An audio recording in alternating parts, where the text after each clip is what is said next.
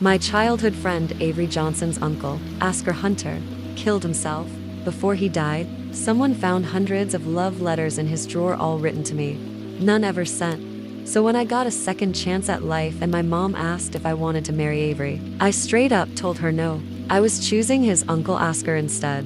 This was my secret. I was living my second life. In my previous life, I married Avery, my childhood sweetheart, but after we tied the knot, he barely came home. Later, when I started bleeding bad during my pregnancy, he ditched me right there because his first love, Stella Locke, called. That snake said, "Avery, power's out at my place and I'm really scared." Just like that, my husband left without thinking twice. Eventually, the bleeding killed both my baby and me. After I died, Avery didn't shed one tear. Just bitched about how my death messed up his vacation plans with his precious Stella. When I opened my eyes again, I was back to the day my mom asked me that question. "Amanda, are you sure about this? You and Avery grew up together.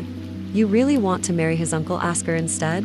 Every time my mom asked, I would just give her the same answer. "Yes, I'm sure.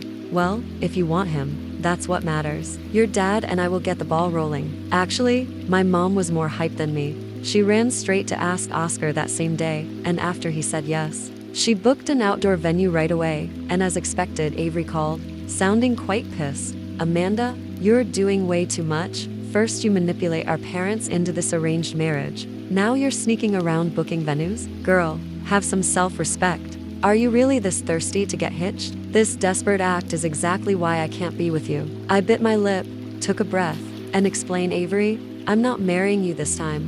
I chose your..." He just cut me off with a nasty laugh. "Playing hard to get now? Should be seen through your BS earlier. Just plan all the weddings you want. I love Stella, and she's the only one I'm marrying. My heart's hers. You're just making me sick." With that, he ended the call, cutting off anything I was about to say. Whatever. Figure it out soon enough. Our families had been tight for generations, a real old school connection that meant everything in our circle. Avery and I literally grew up next door to each other, sharing every moment like those perfect childhood sweethearts you read about. After Christmas that year, our parents set up the marriage, keeping with tradition and all that family arrangement stuff. But in my last life, Avery dropped a bomb, wanting to break off our engagement to marry someone else. I wouldn't back down, and things got ugly fast. I got my way and married him anyway. But that was just the start of the nightmare. He rarely came home after we tied the knot. And when I finally got pregnant, he straight up moved in with Stella. I could only see his face at some family events. It wasn't until I was about to pop that his family finally pulled rank and made him come back home.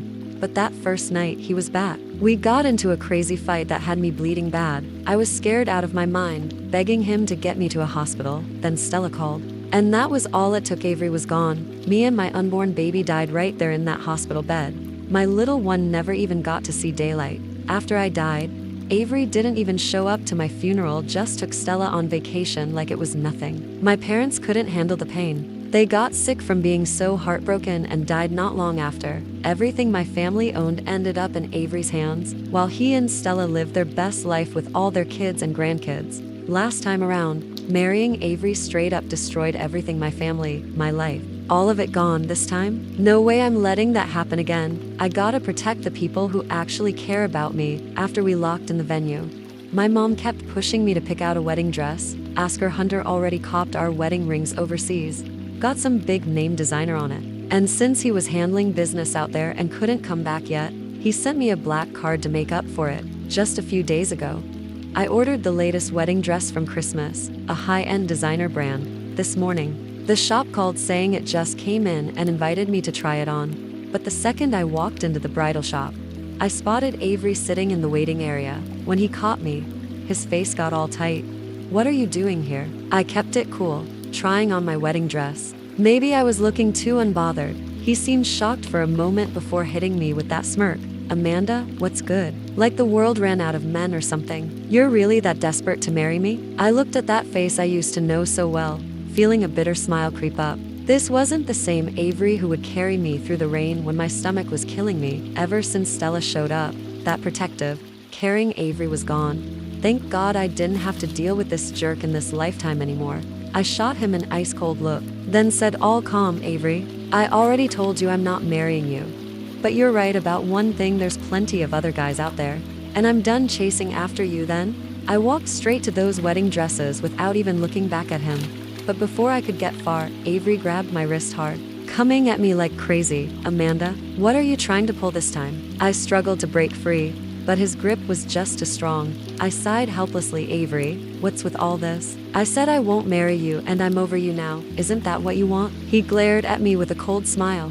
You picked today to try on dresses and still saying you won't marry me. He then looked at the fitting room all lovey-dovey, claiming, Stella's my one and only. Give up already. I told my family last night that I'm canceling our engagement. I don't care if my whole family's against it. I'm marrying Stella no matter what it takes. That what it takes he was talking about was just dropping everything the Johnsons gave him. He built his own company from scratch, and it was doing okay. But compared to the Johnson family's empire, that little business was small potatoes. I forced a fake smile and said it smooth. Well, hope you two are happy together.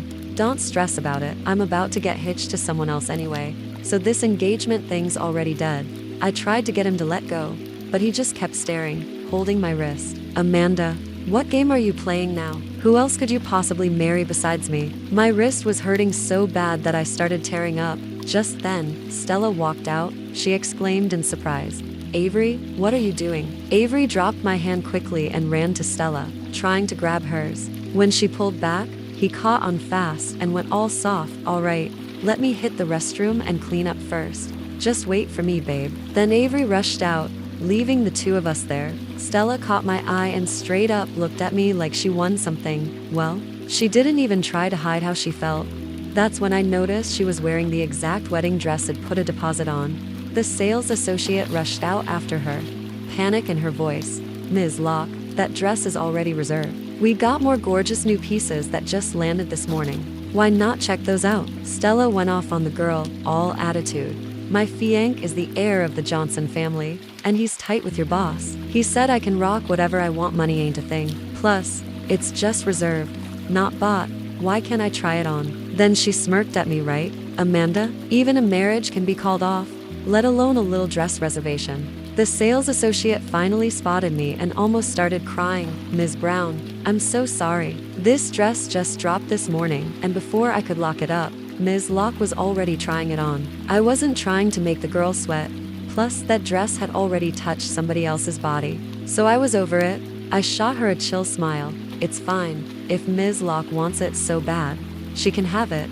Didn't y'all get that super exclusive piece in this morning? Let me check that out instead. I tapped that black card in my bag. Since my future husband was so eager for me to spend his money, I might as well do him this one favor. Avery walked out right when I said that.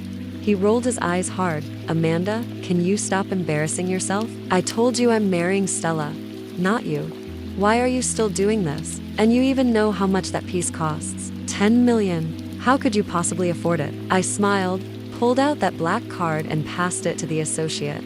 No need to try it on. I'll just take it. Then I bounced out, leaving Avery looking shook and Stella mad salty. That evening, I had a video call with Oscar. It was my first time talking face to face with him since my rebirth, and I felt somewhat nervous. Finally, we agreed to get our marriage papers the morning he came back, though we were about to be husband and wife. It was kind of funny since we barely knew each other. Not even 5 minutes after the video call, Avery hit me up all accusatory. Amanda, where'd you get the money for that crazy expensive dress? You better not be doing something shady behind my back. You were trying to get at Stella at that shop today, weren't you? Didn't I tell you to leave my fiancé alone? You've been doing all this wedding stuff just to make me marry you, huh? Let me make this clear, I will never do it. I was feeling quite good after talking to Oscar, but Avery just messed it up. I was so done with him, so I snapped. Avery, I'm only gonna say this one more time, you are not the one I'm marrying. He was straight up driving me crazy, but no matter what I said, he wouldn't get it through his head. That night, Avery posted on Facebook, getting my marriage certificate with my first and forever love on the 18th. All friends are welcome to come see us make it official. Good for them, I guess. As fate would have it, Oscar and I were planning to get our papers done that same day. The following days, Avery was so busy taking wedding photos with Stella that he finally stopped bugging me. On the 18th, I pulled up to the city hall rocking that $1 million wedding dress, waiting for Oscar outside. Just thinking about how his jaw was gonna drop when he saw me had me smiling to myself. I waited in the car till I saw Avery and Stella go inside first. No way I was letting anyone mess up my big day. But drama found me anyway. Amanda? That you? Some guy who came in after me called out, making Avery's crew in line look back. God, Avery's getting married and you're showing up looking like this. You really out here being the most loyal simp, pulling up to the city hall in a whole wedding dress. Avery burst in to check out the commotion. The second he spotted me, his face twisted up and he went off. Amanda, what the hell are you doing here? Dressed like that? How thirsty can you be?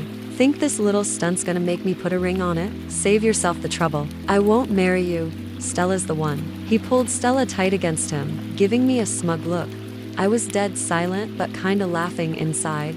I got real serious. I told you, I'm not marrying you. I'm dressed up but not for you. My man is gonna be here any minute, so please stay away from me. His crew started dying laughing, clowning me for doing the most to marry Avery, saying I took being thirsty to another level. Amanda, we're tired of you playing hard to get. Stop dreaming. Avery's about to get his papers with Stella. If you're that desperate to get married, just pick one of us, for real. I wouldn't mind taking Avery's crazy fans for once. Avery sneered.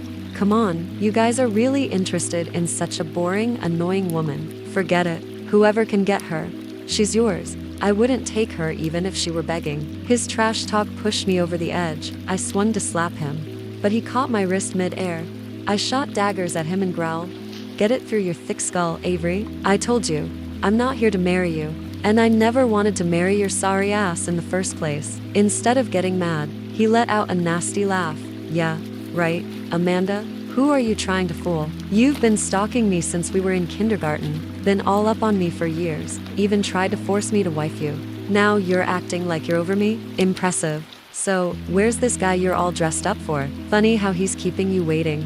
I yanked my hand away, my face hot with anger. His words cut deep, and my eyes started to water. Then, a deep voice boomed from behind me, "Back the hell off, Avery."